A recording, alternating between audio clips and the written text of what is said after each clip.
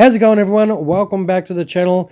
Yes, we are looking at another Phantom. This is a little bit of an older one, but it is not your standard Phantom. This is an RF-4EJ, obviously from the Japanese Air Self-Defense Force, or the JASDF. And this particular aircraft is one from the 501st Squadron, which is a tactical reconnaissance squadron originally formed in 1961 with the RF-86 F Sabres. Now, in 1974, the first RF-4Es would arrive, and then in 1992, surplus F-4EJs were modified to the RF-4EJ status, or Kai, which stood for modified, and they would enter service in 1993. Now, in 2020, the last training mission was flown, and on March 26, 2020, the unit officially disbanded. Reconnaissance duties now to be taken over by the RQ-4 Global Hawk UAVs, of course. Now, let us get this open, and oh, there we have it. Well, these Japanese aircraft always look fantastic. There is a little bit of info on the flap as per usual, and that awesome Phantom sitting in there. Oh, I'm just drooling. I want to get this open. All right, I will quit talking and we'll open this box and check out this awesome Japanese Phantom. All right, it does come with a set of instructions. We won't need to do a lot of this because it is a recon bird, so we'll turf that out of the way. So if you don't have any instructions, now you do. That is the usual stand, of course, and it is all plastic construction. The only baggies we get with any kind of ordnance is a baggie with a couple of tanks, as you can see there. Nothing too special. And a little baggie that does have some empty pylons and some maybe some avionics pods and stuff like that. So, yeah. All right, let us get the lid off, and inside, as per usual, is the landing gear options and the pilot figures and everything. Let us dive straight into this. Oh, it comes out nice and easy. The beauty of second-hand models is they usually come out nice and easy, which is really good. So we'll move that out of the way, and let us, check out this. This does look great. We'll zoom in a little bit so you can see some of the really fine details first.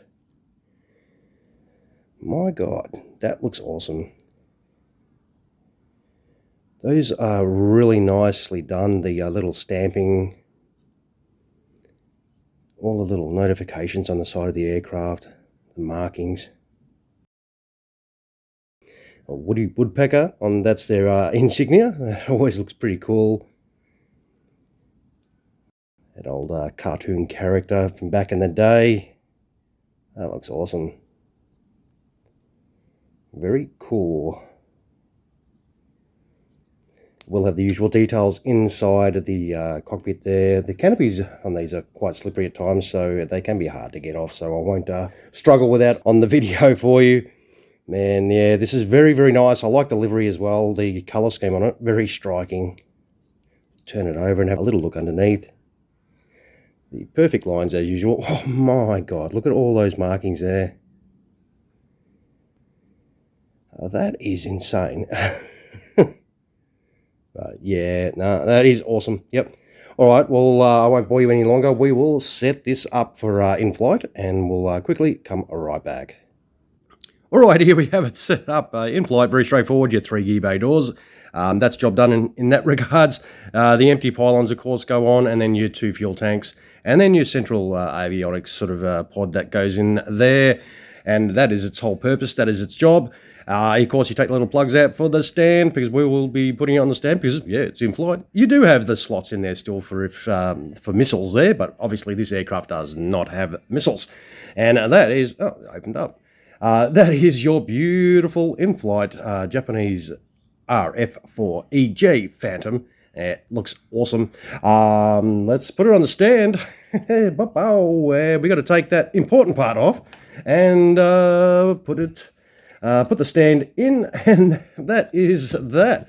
A little bit unfortunate for you in flight, guys, that the whole purpose of this particular aircraft is tactical reconnaissance, and you've got to take that important part off just so you can display it in flight. But yeah, that is just the way the cookie crumbles for you collectors that like to display your aircraft in flight, of course. And of course, these are the little generic pilot figures that you do get with a lot of Hobby Master models. All right, with that done, how about we set this thing up, gear down. All right, we'll be back in just a moment.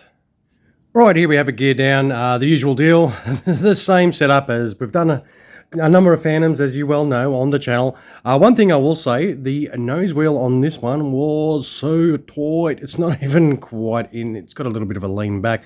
I actually had to file, it's actually metal, so I had to actually file it a bit to try and get it to slot in, but it should go in a little bit further. It's very unusual to have fitment problems with a Hobbymaster model, but yeah, it didn't quite go in straight out of the box. As I say, I do these reviews honest, so if there is an issue I find with one of mine, I will always talk about it. It may not happen to you, so it's just me, but everything else goes on beautifully. You get to put your central ordnance on because, yes, we are gear down people and we get to keep it all. And that looks fantastic. You put the open canopy on, and that way you can see all the cockpit details in there as per usual. It does look absolutely stunning. This livery, fantastic. A great looking Japanese aircraft. They do look fantastic, especially Phantoms. Fantastic Phantoms from Japan.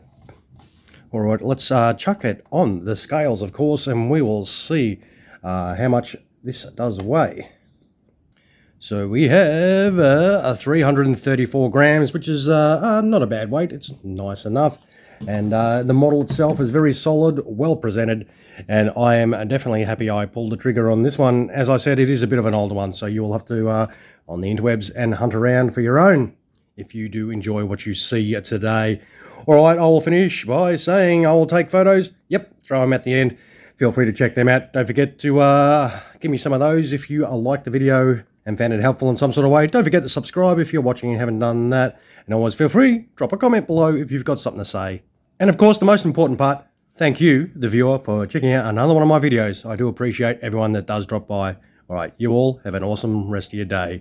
Cheers, everyone.